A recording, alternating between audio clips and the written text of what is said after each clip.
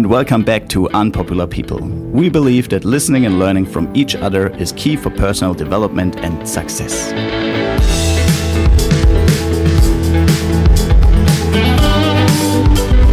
Today in our interview, Jacob Page.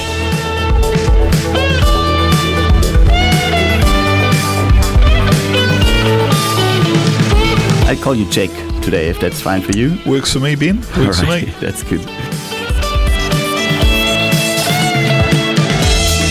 Jake and I, we are work colleagues, and I found him quite interesting in his life, the things I heard so far, and I hope today we'll find out a little bit more about you as a person, about you as a work colleague, and you as a husband, and all those secrets that you have hidden from me. No, I'm just joking. You'll learn a bit. It'll be fun. Alrighty, cool. So let's get started. The question we usually ask our guests in the beginning is, can you tell us a little bit from your childhood, like where were you born and how did you grow up? Yeah, it's a good question. So I'm 34 years old. I was born here in Christchurch. Have moved around a bit since then, but had a really good upbringing as a child, and went to a school called Medbury, which was a nice private school here. Really enjoyed that for 8 years. But yeah, we grew up here. Me and my two younger brothers. My parents split when I was 8, and so from there we just were in Christchurch and doing school. And then in 2002, my mum and stepfather moved up to Blenheim. So I did my secondary schooling in Blenheim, which is the top of the South Island here, about 4 hours north of Christchurch, for those that may not know. So I went to Marlborough Boys, and then I've sort of bounced around much of the South Island since then: Timaru, Blenheim, Nelson. So eventually found my way back to Christchurch, which is where I consider home, and I'm very happy to be here. Nice, thank you very much. So you told us you went to a private school. Can you elaborate a little bit and tell us what kind of school that was? Yeah, so Medbury still is a private school for boys. I was there for 8 years and just loved it. I don't necessarily think everybody thrives in the private schoolboy environment, but I certainly did.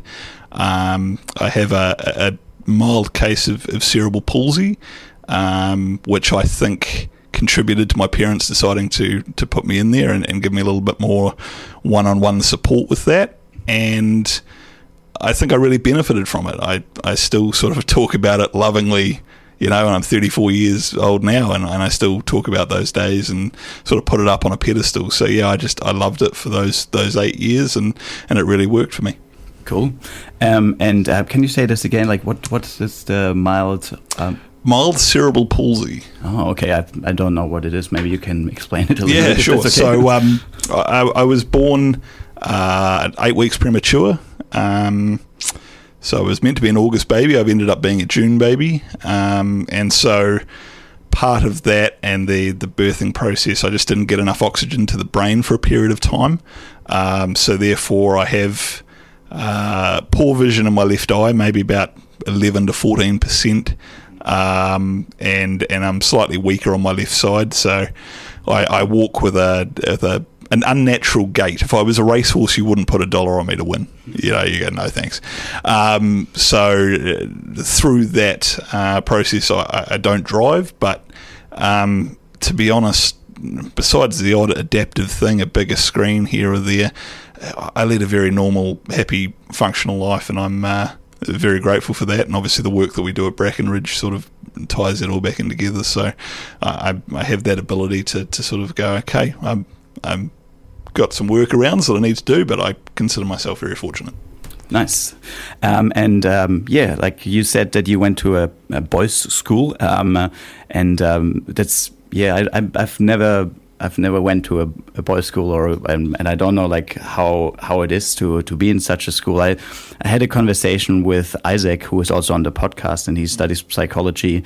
And one of his topics that he had to write about was the different outcomes you could have like a boys' school, a purely boys' school, gender. How do you say, like gender separate schools? Is this in those kind of schools, like the outcomes, if it's beneficial or not beneficial, and you explained it a little bit that you had some benefits. Can you describe them a little bit more in detail, like what it was for you? Look, I think for me it was. You don't necessarily know it when you're 5 or 6 years old, but you look back on it and there were smaller class sizes than what you would get used to. I think the most I ever had was 25 kids, and all the teachers were aware of my disability and sort of how they could compensate for that. I got extra reading classes early on, and I was able to sit at the front of the class and have a massive magnifying glass and all the rest of it that you needed to read and write, because I assume they didn't want me to fall behind, neither the teachers nor my parents. So it's funny looking back on it. I got my school reports maybe 6-8 months ago from my parents, and you're looking over it, and they would rank kids. They probably don't rank kids in 2024, but they ranked kids where they finished at the year, and I was always 11 out of 24, 12 out of 24, 13 out of 25. Like, I was absolutely bang smack middle of the road.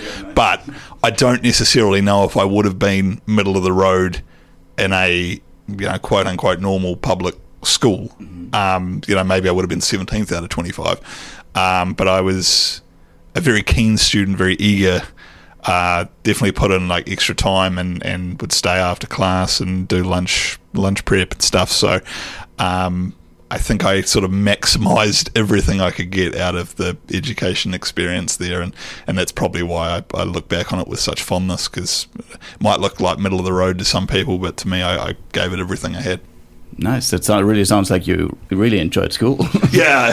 Look, you just had more opportunities there. Like, I love sport, and I was able to try a whole bunch of different sports, and I was in a choir where those days are long gone, but I was in a choir and used to do music festivals, and I just liked the routine of it. I liked addressing a teacher as sir and ma'am. I liked wearing a tie. I liked wearing a blazer. All those things that some kids would have disliked for everything. I just liked the structure of it, and I still probably crave a little structure in my adult life, and that probably comes back from those private school days at Medbury that sort of shaped me.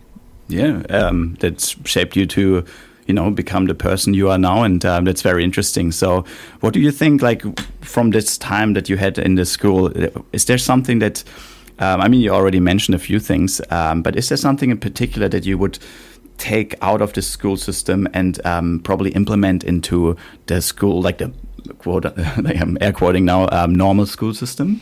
Yeah, I can't speak for too many of the normal schools, but when I went to Marlborough Boys, that was a public school, and that accepted everybody in Blenheim. So if you were ages 13 to 18 and you were in the top of the South Island, or in Blenheim at least, pretty much you went there. And so I found that the structure that I had succeeded in, and you almost get used to it. It's almost like you learn to work within the system. But the system that Medbury had didn't apply in the slightest at Marlborough Boys. There were unruly kids, troublesome kids that wanted to be there, kids that didn't, kids that just wanted to cause trouble. And I had come from a very, straight-laced, kids want to be there, they want to learn, their parents are engaged in their education.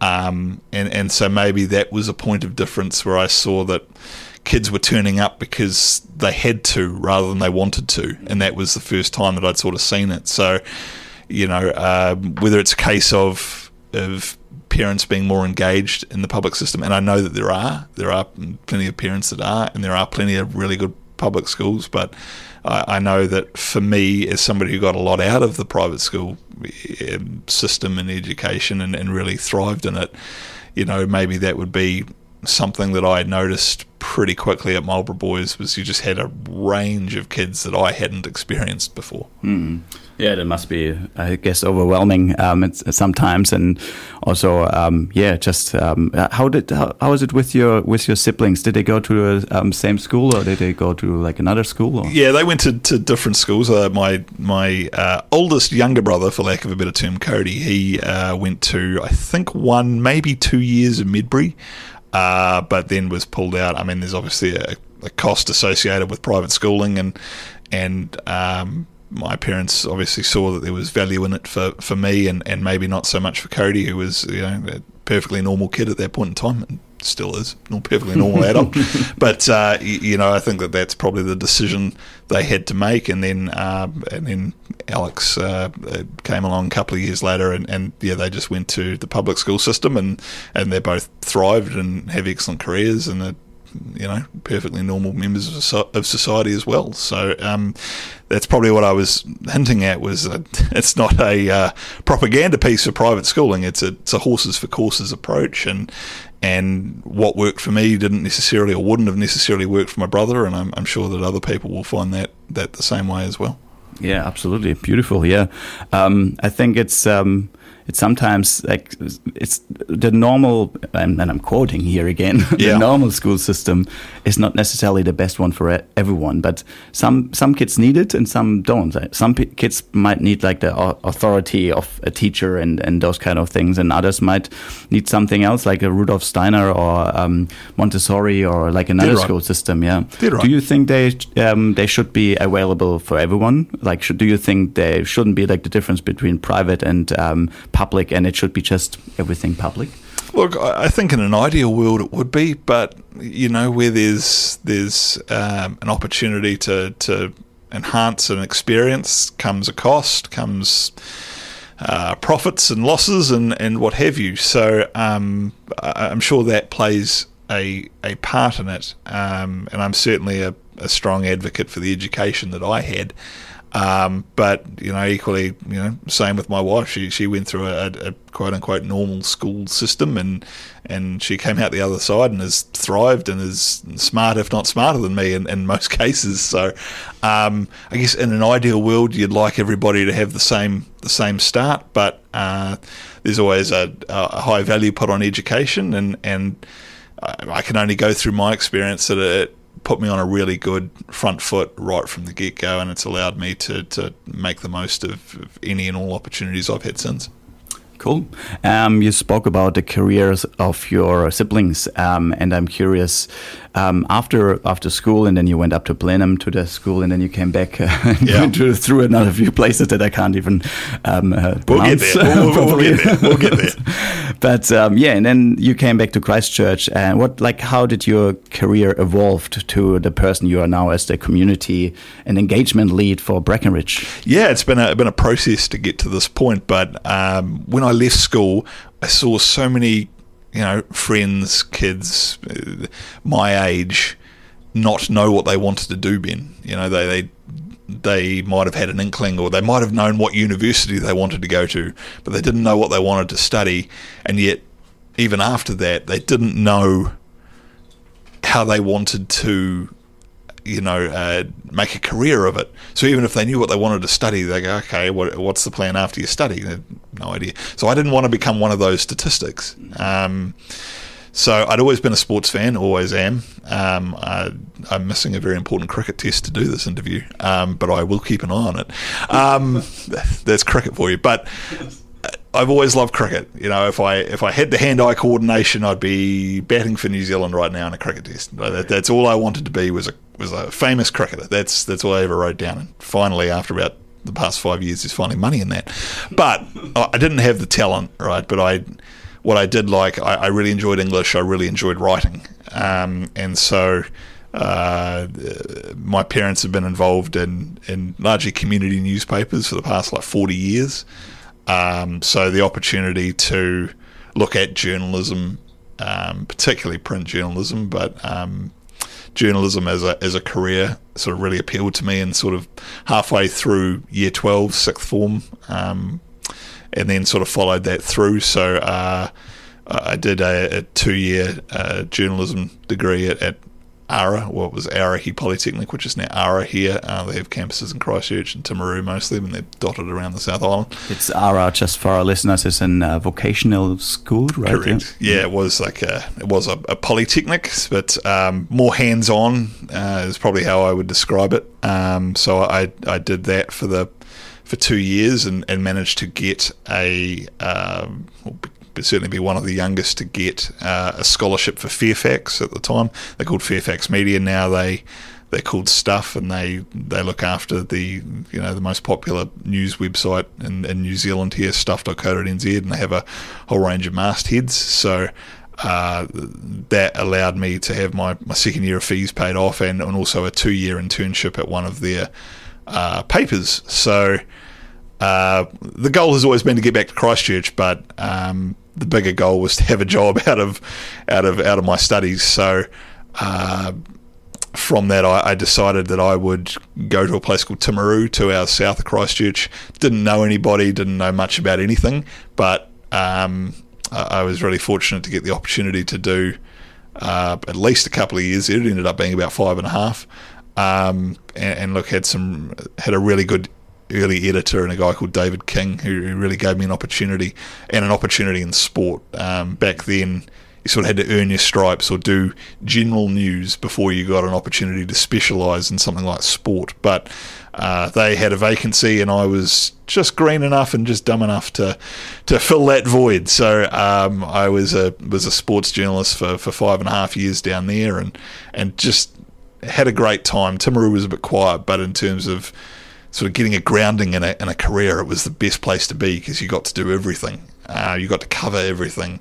You got to interview All Blacks rugby players and Black Caps cricketers and footballers and anyone who would dare get within 50 kilometres of Timaru. You would race out there and you would interview them, and yeah, you would make mistakes, but you would learn on the job, and you would be exposed to so many more opportunities just through length and breadth of what you're able to do than if you had been at a metropolitan newspaper or a bigger newspaper. So that was a really great experience, and from there opportunities became a bit scarce within Fairfax. A lot of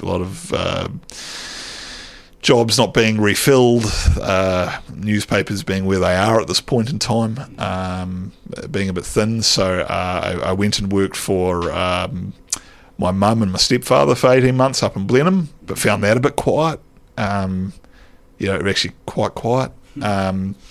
And so went over to Nelson, which is about an hour and a half over the hill, which is a little bit more north than Blenheim, and worked for my dad and his newspaper for 12 to 18 months. And I think I was just sort of bouncing around trying to find something that fit.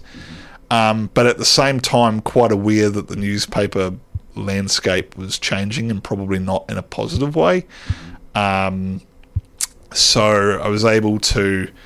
what do you mean by not in a positive way? Can you explain it a bit? I think I got into the industry in 2008, and there were rumblings of, the once almighty newspaper that commanded all, sort of changing and having to become leaner and meaner, and perhaps not being the cash cows that they were back in the day. So you sort of looked at that and thought, okay, we're going to see how this ends up playing out. And sure enough, over time you could sort of see the opportunities become less and less. The senior reporters that were on a decent wage ended up being let go for financial reasons. And so, not only did those jobs not get re-advertised, so you had nowhere to go through or follow through, you also lost a lot of institutional knowledge.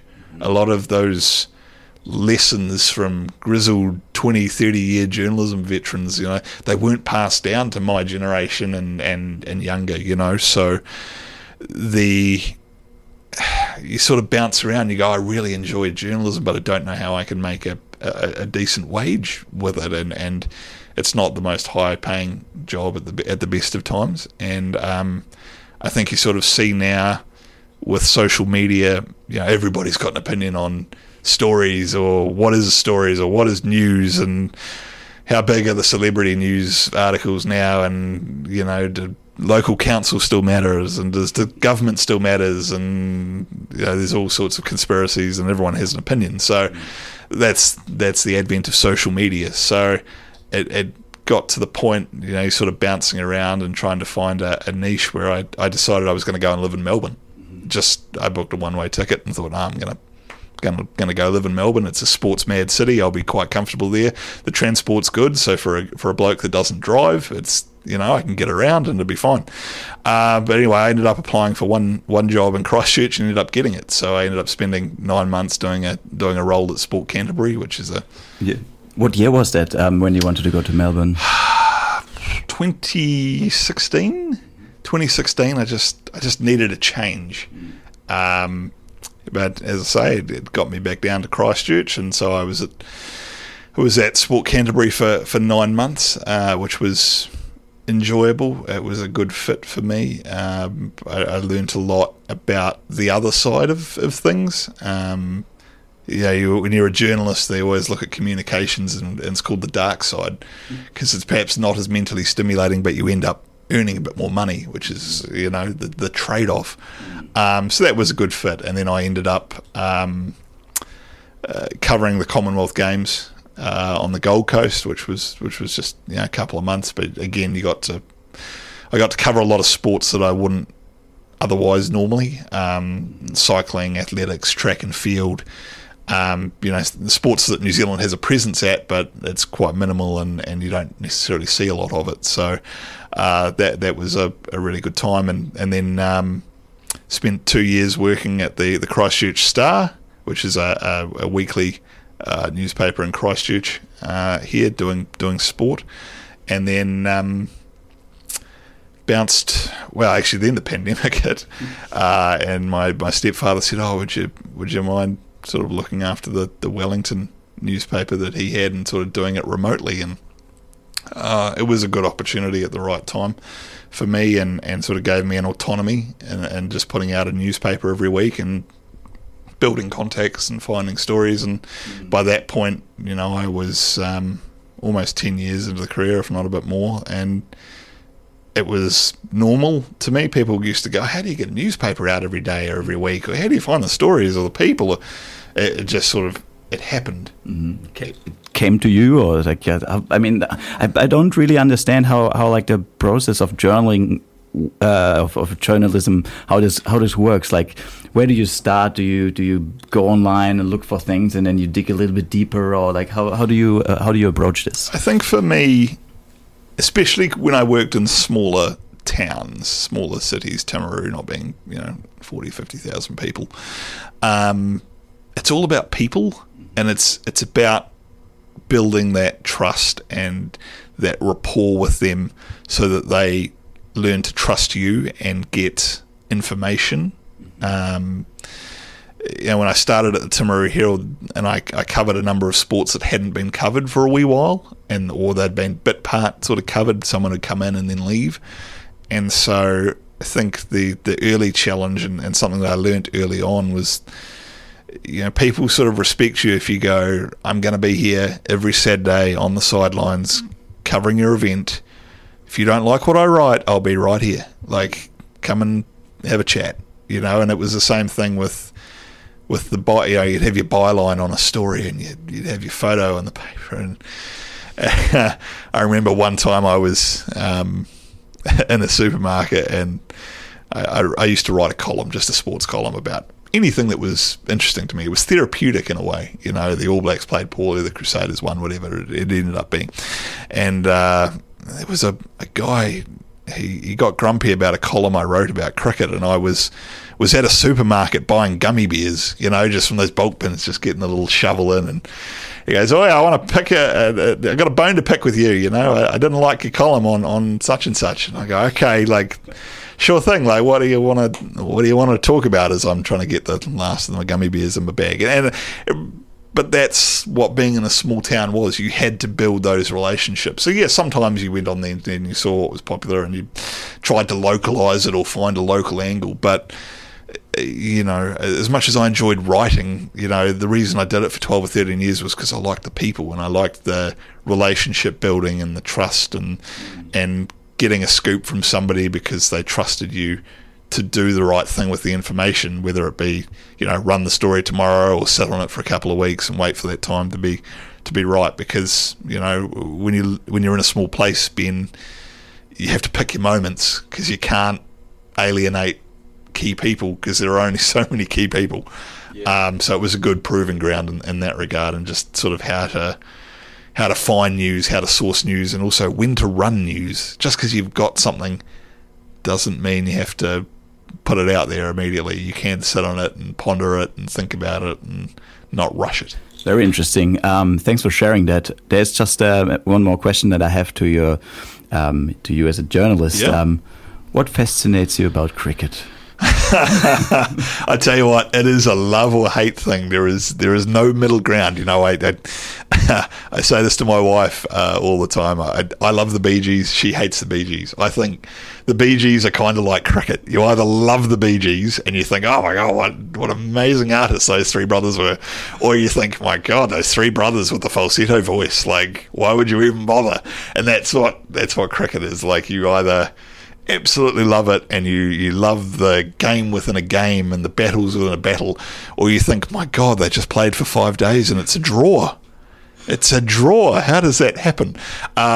So yeah, it was the first sport I ever played, first game I ever played with plastic bats at 4 years old, plastic bats, plastic stumps. I got 4 wickets and a catch, and I thought I was made, you know. And now here I am, 30 years later. I have no hand-eye coordination, but I'm still as competitive as I ever was, because I am a competitive individual, very competitive. And I'm back to playing with plastic bats and plastic wickets, and we're all just living at our childhoods again on a Monday night, playing the most social game of cricket ever. So, yeah, it's one of those things. It's like baseball. It's very statistically driven, and there's always heaps of different ways to slice that pie. And I think for me, it'll just be a love affair for, you know, my entire life. But I can't convince anyone else to love cricket. I can't. Like, if you feel one way or another, that's fine by me. But anyone who wants to sit and watch it and try to learn, I'm more than happy to sit down and talk about it. But I know it's not for everyone. I have an interesting experience with cricket. Like it was in 2018 or so. Like a friend of mine here in Christchurch, Otatai, he asked me if I want to come along to a cricket game, and I said, "Yeah, sure, yeah, of course." Should I bring beer or like what do we need? And yeah. So, anyways, I don't even drink beer, but anyways, I came to this game, and it was absolute silence. Like really silent and silence everywhere, and I was like, okay, so maybe it's, you know, something's going on at the moment, but it continued to be like very quiet. Like most of the time, it was very quiet. And then I asked my friends, like, how long are they playing? Because it seemed like it goes forever. And then he's like, oh, this is the 4th day or something. And my head exploded. I'm like, how is this possible? Like, are they actually playing for 4 days in a row? And they're like, no, if they don't get to like the end, then they continue the next day or something like that. And yeah, I really, and coming from Germany, I've been to the stadium like from some of the bigger teams, you know, and I'm not a big soccer fan or football fan or any of those. Yeah, football's the right term. Football, yeah. So yeah, but I still remember like the time in the stadium where everyone's like, go, get the ball. Sure. Everyone's screaming. And so yeah, explain the silence in cricket for me, please. Look, I don't know if there is silence in cricket for sure, but I actually think that's a New Zealand thing. Like, the New Zealand people are quite passive kind of watchers. We don't necessarily create chants. We don't yell. We don't scream. We wait for our team to do something good, and then we politely applaud, and then we sit on our hands again. It's the same with rugby. We might get a little bit more animated with rugby. It's a borderline religion in this country, but we are generally quite passive sports viewers. We don't like being the centre of attention. I think there are obviously differing examples of that, but I think we're just quite happy to be amongst people and enjoying the game, and that's kind of how it is. But cricket can lend itself to that, particularly a 5-day test match. There, you'd burn yourself out if you were going crazy in the first hour, because there's still, you know, potentially 18 hours to go if you turn up to all 5 days. So I have sat through 5 days of a test match. New Zealand did end up winning it. It was very cold, but it is a commitment, and yeah, certainly New Zealand, we're a little bit more laid back, as I'm sure you've come to know now, and we certainly bring that to most of our sports viewing. If you watch a cricket game in India, it's noise and craziness all the time. You go to the Bernabeu, I'm sure it's crazy all the time. You go to Old Trafford, watch football, I'm sure it's crazy all the time. It's just not how we're wired generally. There are always exceptions to the rule, but we're very pleasant sports watchers for the most part. Interesting. Yeah, I didn't know that. So, thank you very much for this insight. And so you went to Timaru. And I was just curious. You mentioned your wife earlier. Did you meet her in Timaru, or where did you guys meet? No, well, that's where I get back to that. I applied for one job in Christchurch and got it. Because I could have been in Melbourne, and then where do you end up meeting? Who do you end up meeting? We say this. I say this to my wife. My wife says it to me. If you had to think of all the things that had to go right or wrong for a certain aspect to happen in your life, whether it be meet a partner, get a job, buy a house, whatever, and you think of all the things that needed to happen before you and after you and all the rest of it, you go, there's no chance.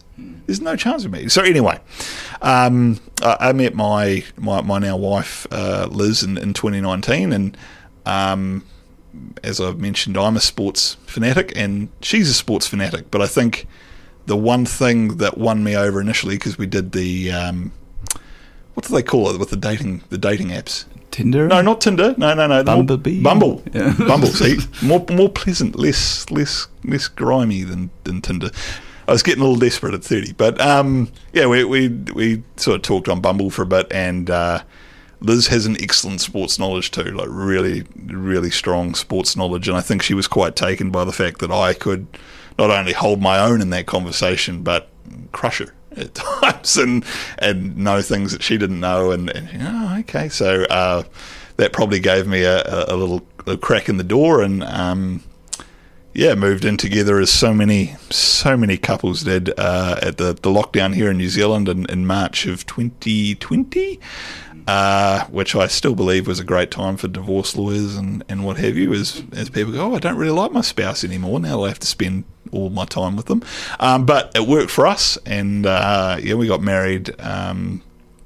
We've been married just over a year, and it's just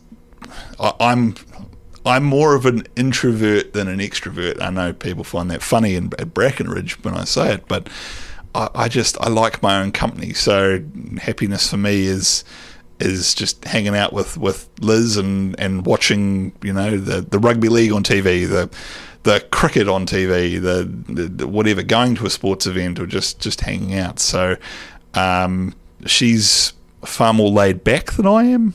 I'm a little bit more of a driver and kind of like, right, what are we doing and how are we doing it and why are we achieving it and we've got to do it now. That's me. But we're quite well suited, so I feel very fortunate and lucky to have found somebody that I consider myself to be extremely compatible with, because not everyone can say that. Beautiful. Very, very beautiful. Thank you very much also for this insight into your personal life. So let's come back to where we are now. We are at Brackenridge, which is an organization in Otatai, Christchurch, which has residential homes for people with disabilities, and we have different services that we offer. For example, people that come to day services, or we have also people that come to short-term stay services and things like this. And you are a communication and engagement lead. That's the one. Yeah. Good job. Well done. It's a hard one for me as German. No, look, I forget. I say, look, I'm the comms guy, and it's so much more than that, but it ends up being that. So yes, that's exactly what I am. And maybe you can describe your role a little bit, and tell us how you get into this role. How was the process for you to come here? Yeah, the role, when I saw it advertised, I thought would be a really good fit for me. I think once I'd sort of got rid of the journalism bug, for lack of a better term, and sort of achieved all of the things that I wanted to achieve there, I sort of thought, right, where do I want to take my skills and talents? And I was never really one to want to retrain or study. I never really enjoyed that student study lifestyle. So, my wife and I would talk about it, and I go, it'd just be really nice to work for a charitable organisation or a grassroots organisation that was doing something positive in the community. And I'm a very proud Cantabrian, thrilled to be from Otatahi. I really am. It's a big thing and a big part of my psyche. And the prospect of applying and getting this job at Brackenridge was enticing from the moment I read it. And yeah, we work in quite a tough sector in terms of the disability sector, but we're always trying to make a positive impact in people's lives. And we have more than 400 staff and look after more than 240 people at any one time, as you quite rightly pointed out, over a range of situations and scenarios. And many have complex needs. Many need round-the-clock care, and often we have to be their champion and their voice, and we have to try to make their lives better. But you also have to do it within a certain system, and sometimes it's our job to sort of be a disruptor of that system and try to champion better life outcomes and better lives day to day for the people that we support. And we are a product of the Templeton Hospital closing down, and we have 14 homes on that site still, and we're approaching 25 years of existence. It will be 25 years in October, and to see where the organisation has grown from 80 odd people that we supported right at the beginning to 240 now, and just a massive array of staff, I think illustrates that we're doing something right in a challenging sector. But for me, I love coming to work every day. Yes, I find it challenging.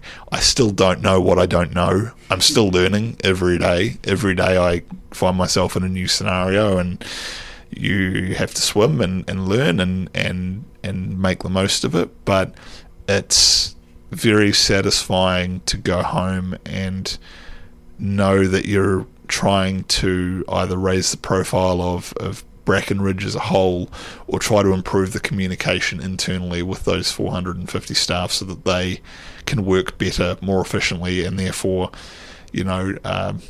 at the end of the day, we work for the people that we support. Right? We're trying to make their lives better, and ultimately that has to be the driving force behind everything that we do. And I think me being a small cog in that is quite satisfying.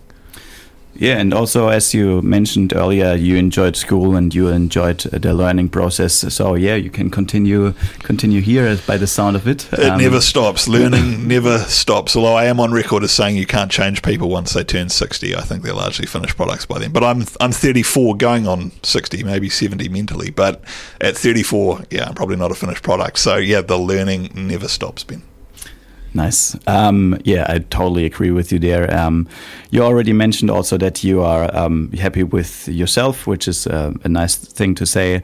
And I'm wondering if this would change and you would suddenly be like super popular, like in the whole world, kind of like from an unpopular people to like a very popular person.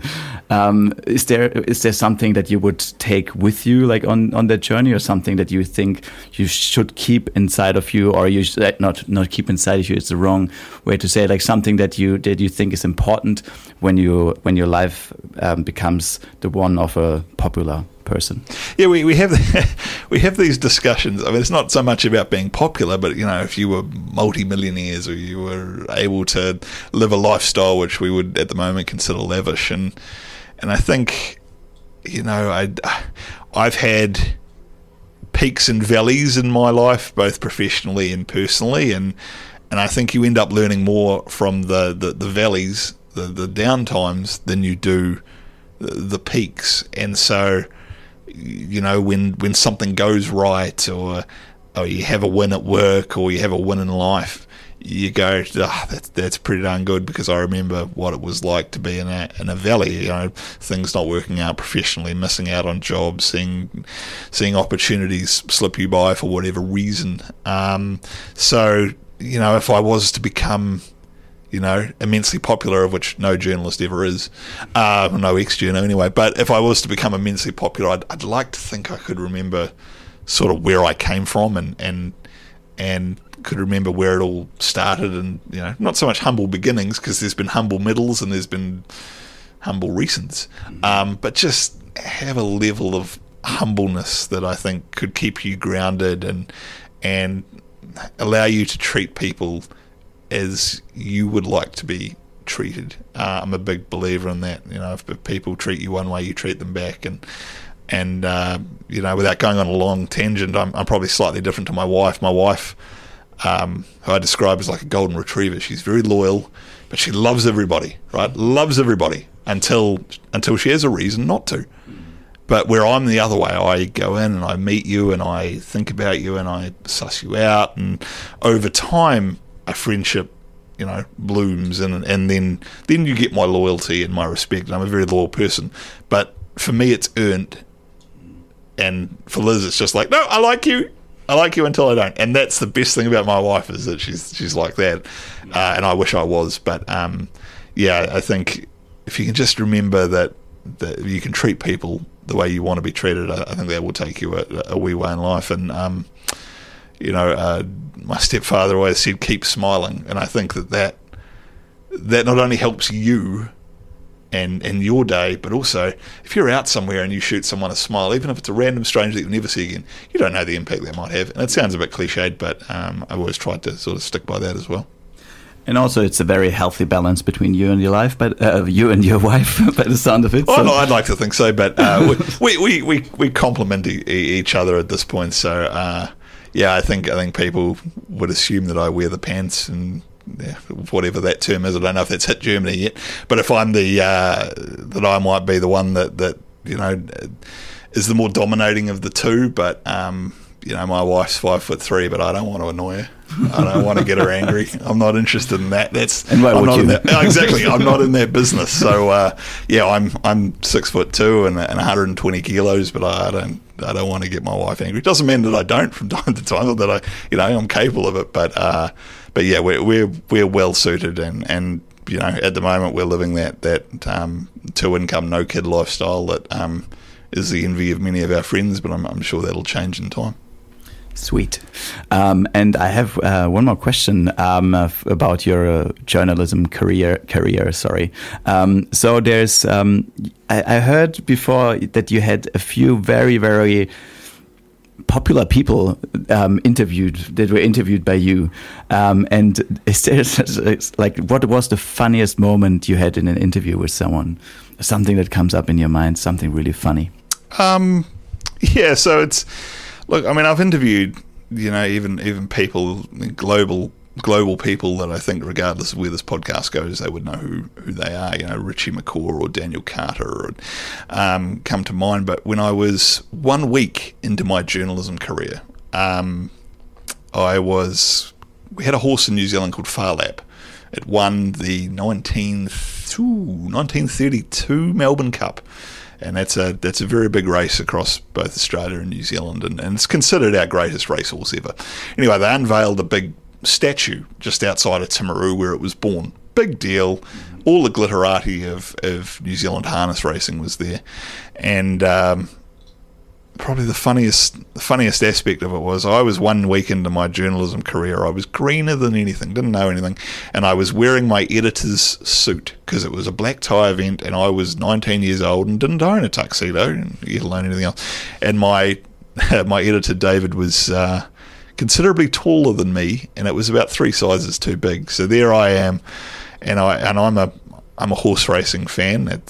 I grew up with it, grew up in and around it, and to be interviewing famous jockeys, famous race callers in the suit and trying to come across with any monicum of professionalism was a big deal for me. But I remember walking in there black tie on the invitation, tuxedo that didn't fit, and everyone else was in an open shirt and pants. So there I am, walking in there like an overdressed penguin in a tuxedo that did not fit.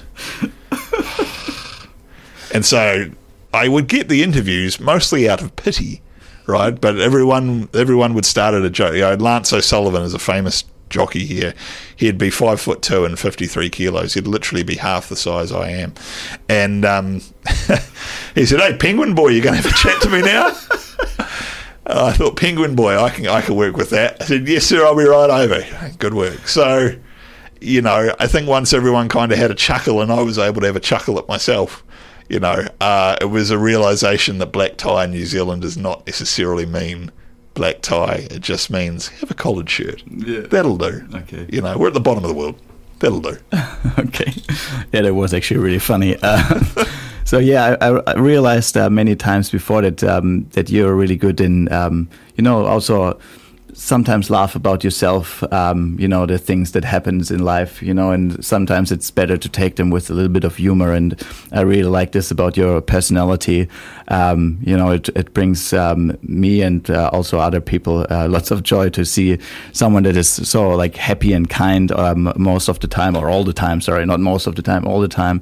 So yeah, thank you for being you. I would also like to know, from you mentioned before, and that will be my one of my last questions now. You mentioned before that there were some valleys, and that you learned the most from those valleys.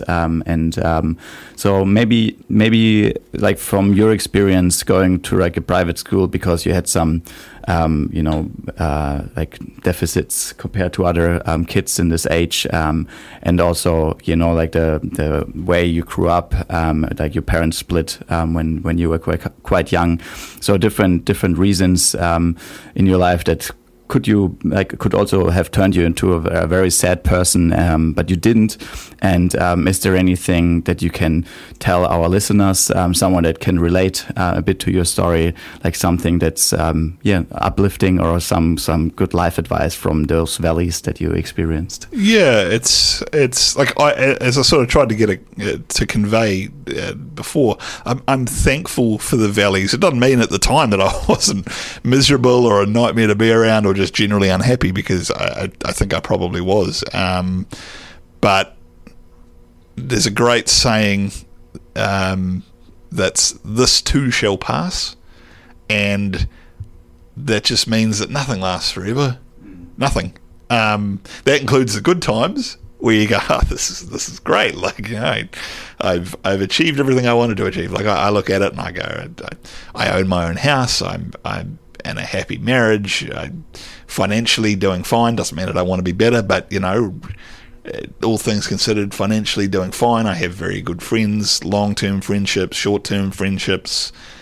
I really want for nothing personally, but I try to remember the times where I did want for something personally, or I was lonely in Timaru, or because I was a sports reporter, I worked 50 weekends a year, Saturday, Sunday, and you would miss a birthday party, a 21st, an engagement, a wedding, because you had to work, and you would end up, I'm over this work. So just trying to, it's easy to say at 34 when you're quite content, but I have a brother who's 20, and I look at him and I go, I was just like you at 20, where everything's not where you want it to be, or everything's the latest drama is the forever drama, and you look back and you go, this too shall pass.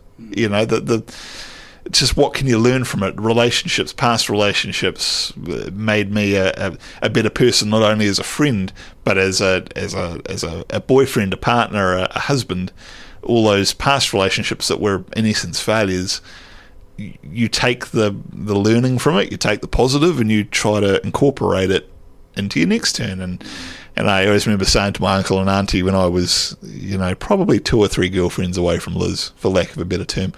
Blonde number 8 is what I call my wife, because apparently I've got a thing for blondes. But anyway, anyway, that's a side note. But it took me till blonde number 7 to work out I had a thing for blondes, and someone had to point it out for me. I had no idea. But I like to think that all of those lessons learned have sort of made me the person that I am. And it's not that at 34 I'm a finished product. I'm not. I still am flawed on a daily basis. You can do part 2 with my wife and she can run through all the things that I could do better. But I just, everything's such a big deal in the moment, but when you look back at it you go, oh, that was so long ago, or yeah, I wasn't in a great place there, or but you sort of come out the other side and you take the lessons from it and you try to incorporate it to be a better person. Nice. Thank you so much, Jake. That was our first interview for many, many months. We took a long break. I had to take a long break because of different reasons. And I have to say, since I met you here and we were working together, it kind of inspired me again to pick up the microphone or hand over the microphone to someone else and ask a few questions about people's personal life, and luckily they answer. Good. Well, you're blooming engaging, so you should. Yeah, this is a good outlet for you, and you ask good questions, particularly when you aren't trained. So you listen and you ask a good question and you take in the answer. So it's a privilege for me to be on the restart of it all. Yeah, thank you very much. Yeah, and also thank you for those compliments. I take them. Absolutely, by all means. Yeah, so thanks everyone for listening. That was Jacob Page. Thank you, Jake, for your time. We will spend some more time together here at this organization. I say goodbye from my side, from Unpopular People. If there's anything else that you want to say, now is the time for it. No, look, that's all good for me. It's been a pleasure, and you've sort of challenged me to think back and think about how I felt about certain moments of my life. So I hope that people listening have found it an enjoyable way to spend an hour, and if they got a piece of wisdom out of it, or a nugget that they can take into their day-to-day lives, and that's great.